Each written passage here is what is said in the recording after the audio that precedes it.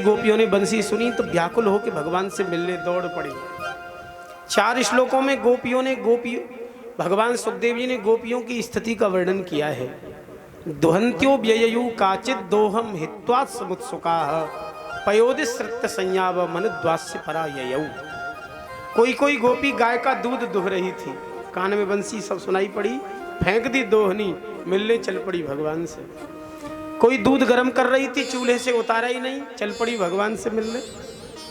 कोई गोपी अपने आंगन को लीप रही थी, कच्चे मिट्टी के घर थे, गोबर मिट्टी से आंगन को लीप रही थी, आधा आंगन लिपा, कान में बंसी का शब्द पड़ा, हाथ भी नहीं धोया, ऐसे ही चल पड़ी भगवान से मिलने। कोई स्नान कर रही थी, कान में बंसी का शब्द सुनते ही व्याकुल हो गई, उल्टे पलटे वस्त्र, लहंगा को ओढ़ लिया, ओढ़नी को लपेट लिया और चल पड़ी भगवान से मिलने।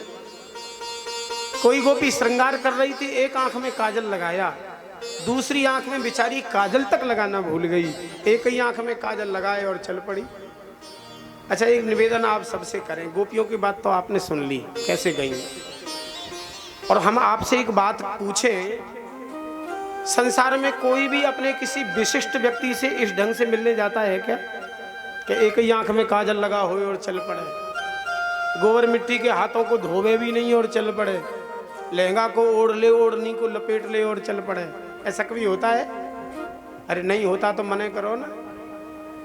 अच्छा, लोग जाते हैं ना अपने नेमी प्रेमी से मिलने, तो बढ़िया सज धज के जाते हैं, सजने धजने की व्यवस्था अपने घर में होए तो वहां सज जाएं, और नहीं तो पैसा खर्च के ब्यूटी पार्लर में लोग सज जाएं। अच्छा, ऐसा होता है कि नहीं?